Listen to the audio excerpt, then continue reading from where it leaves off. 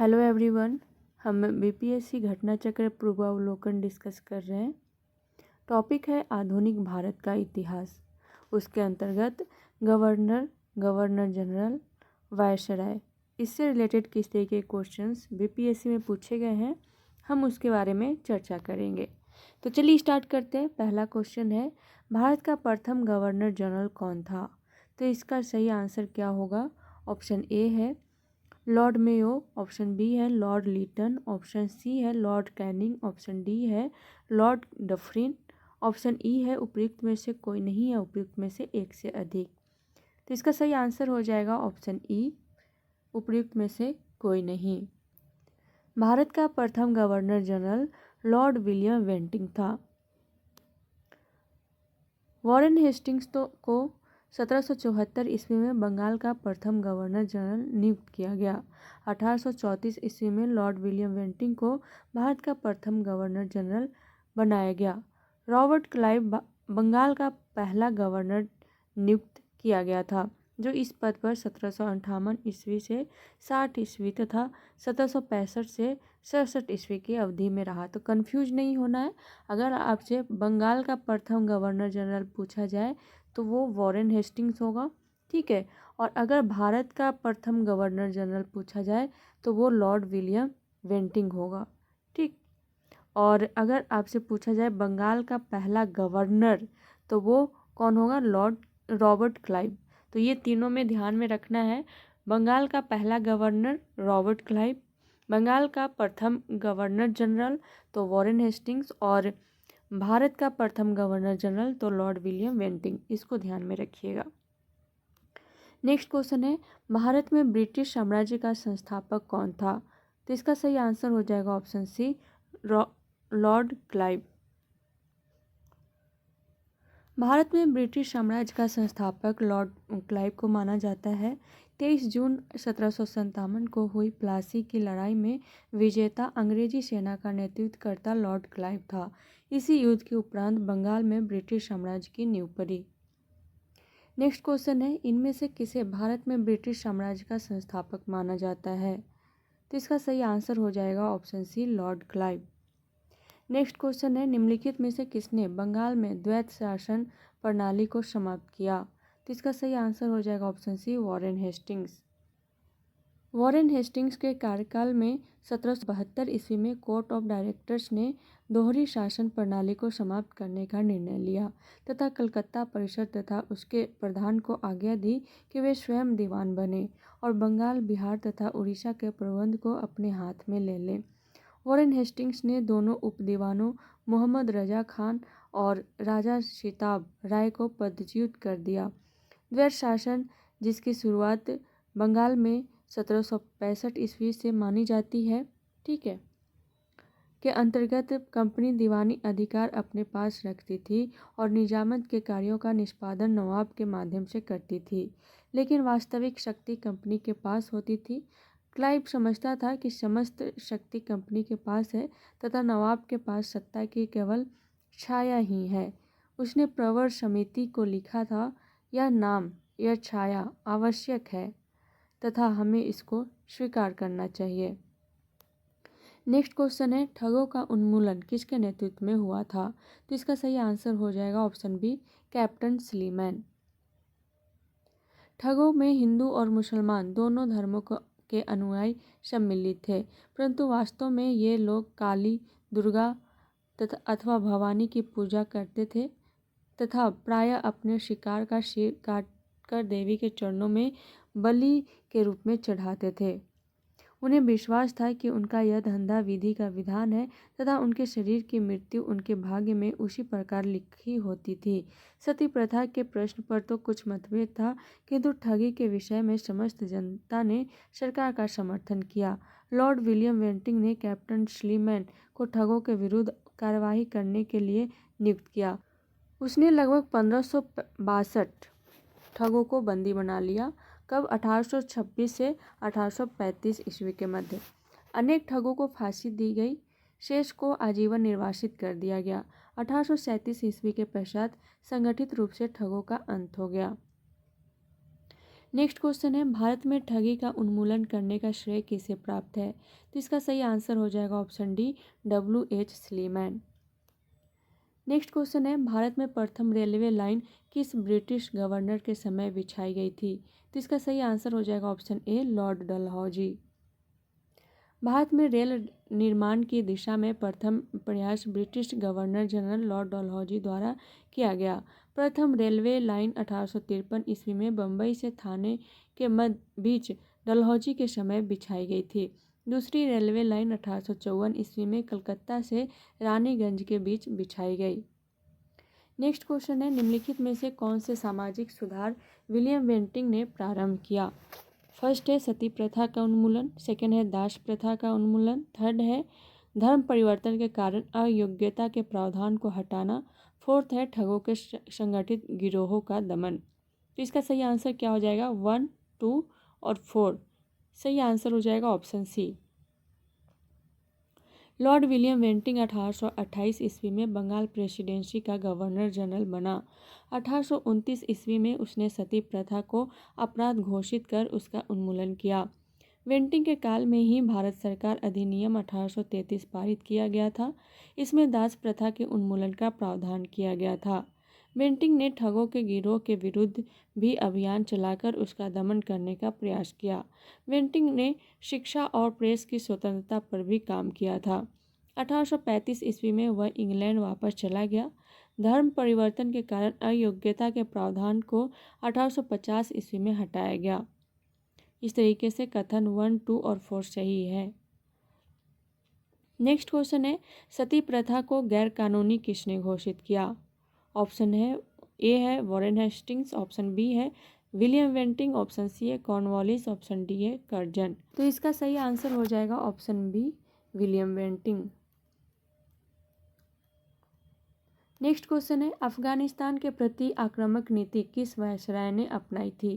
तो इसका सही आंसर हो जाएगा ऑप्शन बी, लॉर्ड लिटन।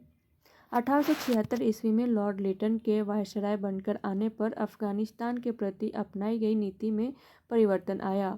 कुशल अकर्मण्यता की नीति के स्थान पर अग्रगामी नीति का अनुसरण होने लगा। नेक्स्ट क्वेश्चन है, लॉर्ड लिटन निम्नलिखित में से किससे संबंधित नहीं है? तो इसका सही आंसर हो जाएगा option D, Ilbert bill. Lord Lytton Ilbert bill विवाद से संबंधित नहीं थे। Ilbert bill viceroy Lord Ripon के कार्यकाल में पेश किया गया था। इस बिल में वरिष्ठ भारतीय न्यायाधीशों को यूरोपीय अपराधियों पर मुकदमा चलाने की अनुमति देने की मांग की गई थी। नेक्स्ट क्वेश्चन है, किसने सिंध विजित कर उसका अधिकरण किया? तो इसका सही आंसर हो जाएगा option C, Napier. Governor general Lord Ellenborough के काल 1842 से 1844 ईस्वी के दौरान 1843 ईस्वी में चार्ल्स नेपियर द्वारा सिंध को पूर्ण रूप से ब्रिटिश साम्राज्य में मिला लिया गया। यह प्रथम आंग्ल अफगान युद्ध का एक प्रमुख परिणाम था। नेक्स्ट क्वेश्चन है, भारतीय इतिहास के औपनिवेशिक काल के संदर्भ में सूची 1 व्यक्ति को सूची 2 विषय के साथ सुमेलित कीजिए और कूट का प्रयोग करके सही उत्तर चुनिए। तो एक तरफ सूची 1 और दूसरी तरफ सूची 2 दिया हुआ है। तो मैकडोनाल्ड का संबंध किससे है? तो इसका था कम्युनल अवार्ड, ठीक है। लिन लिथको का संबंध अगस्त प्रस्ताव, Dalhousie doctrine of lapse and Chelmsford द्वैत प्रशासन। तो कौन सा आंसर सही हो जाएगा? ए का 2, बी का 3, सी का 1 एंड डी का 4। सी ऑप्शन इसका सही आंसर हो जाएगा। मैकडोनाल्ड कम्युनल अवार्ड, लिन लिथको अगस्त प्रस्ताव, Dalhousie doctrine of lapse, Chelmsford द्वैत प्रशासन। नेक्स्ट क्वेश्चन है, निम्नलिखित में से किस राज्य को लॉर्ड डलहौजी के हड़प नीति के तहत शामिल नहीं किया गया था? तो इसका सही आंसर हो जाएगा ऑप्शन बी, जयपुर।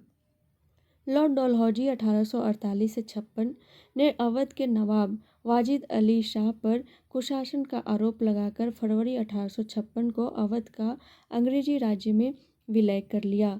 अवध के अतिरिक्त डलहौजी के व्यापकता के सिद्धांत के अंतर्गत विलय किए गए प्रदेश सतारा 1848 ईस्वी, जैतपुर एवं संबलपुर 1849 ईस्वी, बघाट 1850 ईस्वी, उदयपुर 1852 ईस्वी, झांसी 1854 ईस्वी तथा नागपुर 1854 ईस्वी थे। जयपुर इसमें शामिल नहीं था। नेक्स्ट क्वेश्चन है, सुरक्षा प्रकोष्ठ की नीति संबंधित है, तो इसका सही आंसर हो जाएगा ऑप्शन ए, वॉरेन हेस्टिंग्स से। सुरक्षा प्रकोष्ठ या घेरे की नीति से वॉरेन हेस्टिंग्स तथा वेलेस्ली संबंधित थे। वॉरेन हेस्टिंग्स ने मैसूर और मराठों के साथ युद्ध अन्य भारतीय रियासतों के साथ बराबरी की पदवी प्राप्त करने की भावना से किया। इस समय कंपनी ने अपने राज्य के चारों ओर मध्य राज्य बनाने का प्रयत्न किया। इसका उद्देश्य केवल अपने राज्य की रक्षा करना था, अथवा हम यह भी कह सकते हैं कि अपने पड़ोसी राज्यों की सीमाओं की रक्षा करो ताकि अपनी सीमाएं सुरक्षित रहे। उस समय भय मुख्यतः अफगानों और मराठों से था, इसलिए कंपनी ने अवध की रक्षा व्यवस्था के कार्य को इस शर्त पर संभाला कि अवध का नवाब उस व्यय का बोझ उठाए, और इस प्रकार अवध की रक्षा की ही बंगाल की रक्षा थी। वेलेस्ली के आने से कंपनी के भारतीय रियासतों के साथ संबंधों में परिवर्तन आया। वेलेस्ली का उद्देश्य भारतीय रियासतों को अपनी रक्षार्थ कंपनी पर निर्भर करने पर बाध्य करना था। उसने भारतीय रियासतों को अंग्रेजी राजनीतिक शक्ति के और सैनिक रक्षा के घेरे में लाने का प्रयत्न किया। नेक्स्ट क्वेश्चन है, लॉर्ड वेलेस्ली की सहायक संधि को स्वीकार करने वाला पहला मराठा सरदार था, तो इसका सही आंसर हो जाएगा option A, Peshwa Bajirao second. दौलत राव सिंधिया और जसवंत होलकर दोनों पूना में अपने को सर्वश्रेष्ठ प्रदर्शित करना चाहते थे। बाजीराव द्वितीय सिंधिया का साथ दे रहा था। उसने 1801 ईस्वी में जसवंत के भाई की हत्या कर दी। परिणाम स्वरूप जसवंत होलकर की सेना ने पूना पर आक्रमण कर पेशवा व सिंधिया की संयुक्त सेना को परास्त कर दिया। बाजीराव द्वितीय ने भागकर बसिन में शरण ली तथा 31 दिसंबर 1802 को अंग्रेजों से बसिन की संधि की। संधि के अनुसार पेशवा बाजीराव द्वितीय ने अंग्रेजों की संरक्षण करता स्वीकार कर लिया। इस संधि को मराठों द्वारा अंग्रेजों के साथ की गई प्रथम सहायक संधि की संज्ञा दी गई। नेक्स्ट क्वेश्चन है, लॉर्ड मेयो के 1870 के संकल्प के बारे में निम्नलिखित में से कौन सा कथन सही है? पहला है, केंद्रीय और प्रांतीय वित्त को विभाजित करने वाला यह पहला कदम था। सेकेंड है, प्रांतीय सरकारों को कुछ सेवाएं प्रशस्ति करने का अधिकार दिया गया। थर्ड है, इसने मौजूदा असमानता को सुधारने का प्रयास किया। फोर्थ है, इसने प्रांतों की वास्तविक आवश्यकताओं पर ध्यान केंद्रित किया। नीचे दिए गए कूट का प्रयोग कर सही उत्तर चुनिए, तो इसका सही आंसर क्या हो जाएगा? ये चारों कथन सही है। इस तरीके से ए ऑप्शन सही आंसर हो जाएगा। वायसराय लॉर्ड मेयो का शासनकाल 1869 से 72 ईस्वी उसके शैक्षणिक और प्रशासनिक सुधारों के लिए स्मरण किया जाता है। उसने प्रशासन में सुधार के लिए प्रत्येक अलग अलग प्रशासन से पत्राचार के उपरांत 14 दिसंबर 1870 को एक संकल्प जारी किया, जिसे मेयो रिजोल्यूशन या प्रांतीय सरकारों का चार्टर भी कहा जाता है, जिसमें केंद्रीय और प्रांतीय वित्त को विभाजित करने की दिशा में पहला कदम उठाया गया। साथ ही प्रांतीय सरकारों को कुछ स्वायत्तता देते हुए उन्हें जेल, शिक्षा और चिकित्सा आदि सेवाओं के लिए केंद्रीय राजस्व से कुछ राशि दी गई। साथ ही उन्हें इच्छानुसार प्रशासन करने के लिए कहा गया तथा इसके साथ ही मौजूदा असमानताओं को सुधारने पर जोर दिया गया और प्रांतों की वास्तविक आवश्यकताओं पर भी ध्यान केंद्रित किया गया। अतः कथन 1, 2, 3 और 4 सभी सत्य हैं। नेक्स्ट क्वेश्चन है, निम्न में से किस देशी रियासत को अंग्रेजों ने अपने क्षेत्र में नहीं मिलाया था? ऑप्शन है सिंध, ऑप्शन बी है ग्वालियर, ऑप्शन सी है अवध, ऑप्शन डी है सतारा, ऑप्शन ई है उपयुक्त में से कोई नहीं या उपयुक्त में से एक से अधिक। तो इसका सही आंसर हो जाएगा ऑप्शन बी, ग्वालियर। प्रश्नगत विकल्पों में से ग्वालियर रियासत को अंग्रेजों द्वारा अपने क्षेत्र में नहीं मिलाया गया। सिंध का विलय लॉर्ड एलनबरो 1842 से 1844 ईस्वी के शासनकाल में किया गया। लॉर्ड डलहौजी के काल में कुशासन के आरोप में अवध का विलय 1856 ईस्वी एवं व्यपकत सिद्धांत के द्वारा सतारा का विलय 1848 ईस्वी में किया गया। नेक्स्ट क्वेश्चन है, भारत के वायसराय के रूप में किसके कार्यकाल में महान शहीद भगत सिंह, सुखदेव और राजगुरु को फांसी दी गई थी? तो इसका सही आंसर हो जाएगा ऑप्शन बी, लॉर्ड इरविन। महान शहीद क्रांतिकारी भगत सिंह, सुखदेव और राजगुरु को वायसराय लॉर्ड इरविन कार्यकाल 3 अप्रैल 1926 से 18 अप्रैल 1931 के कार्यकाल में 23 मार्च 1931 को फांसी दी गई थी। नेक्स्ट क्वेश्चन है, इंपीरियल कैडेट कॉर्प्स की स्थापना किसने की? तो इसका सही आंसर हो जाएगा option B, Lord Curzon. Lord Curzon ने वर्ष 1901 में इंपीरियल कैडेट कॉर्प्स की स्थापना की। इसका उद्देश्य देशीय नरेशों के राजकुमारों एवं सामंतों के पुत्रों को सैनिक शिक्षा का प्रबंध करना था। नेक्स्ट क्वेश्चन है, महारानी विक्टोरिया को भारत की साम्राज्ञी नियुक्त किया गया। तो इसका सही आंसर हो जाएगा ऑप्शन सी, 1877 ईस्वी। राजसी उपाधि अधिनियम ब्रिटिश संसद द्वारा 1876 ईस्वी में पारित किया गया। इस अधिनियम के तहत महारानी विक्टोरिया को 1 जनवरी 1877 को दिल्ली दरबार में भारत की साम्राज्ञी घोषित किया गया।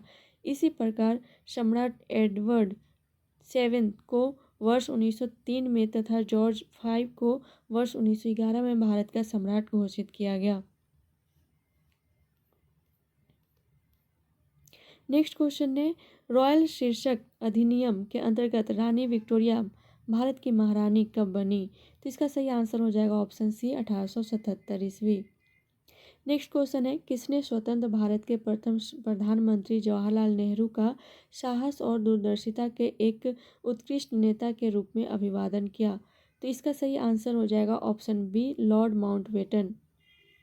लॉर्ड माउंटबेटन ने स्वतंत्र भारत के प्रथम प्रधानमंत्री जवाहरलाल नेहरू का साहस और दूरदर्शिता के एक उत्कृष्ट नेता के रूप में अभिवादन किया। नेक्स्ट क्वेश्चन है, मुझे विश्वास है कि कांग्रेस अपने विनाश की तरफ जा रही है और मेरी यह बड़ी इच्छा भारत में रहते होगी कि इसके शांति प्रिय निधन के लिए इसका सहायक बनूं। यह किसने लिखा? तो इसका सही आंसर हो जाएगा ऑप्शन सी, लॉर्ड कर्जन। अंग्रेज शासक समझते थे कि नरमपंथियों के नेतृत्व में कांग्रेस काफ़ी कमज़ोर है, जनता में इसकी पैठ नहीं है, अतः इसे खत्म किया जा सकता है। इस नीति के सबसे बड़े प्रवक्ता थे लॉर्ड कर्जन। वर्ष 1900 में कर्जन ने ब्रिटिश सेक्रेटरी ऑफ स्टेट को लिखा, मुझे विश्वास है कि कांग्रेस अपने विनाश की तरफ जा रही है और मेरी यह बड़ी इच्छा भारत में रहते होगी कि इसके शांति प्रिय निधन के लिए इसका सहायक बनूं। वर्ष 1903 में उन्होंने मद्रास के गवर्नर को लिखा, जब से मैं भारत आया हूँ मेरी नीति यही रही है कि किसी भी तरह कांग्रेस को नपुंसक बना दूं। कर्जन ने कांग्रेस अध्यक्ष के नेतृत्व में प्रतिनिधिमंडल से मिलने से इनकार कर दिया था।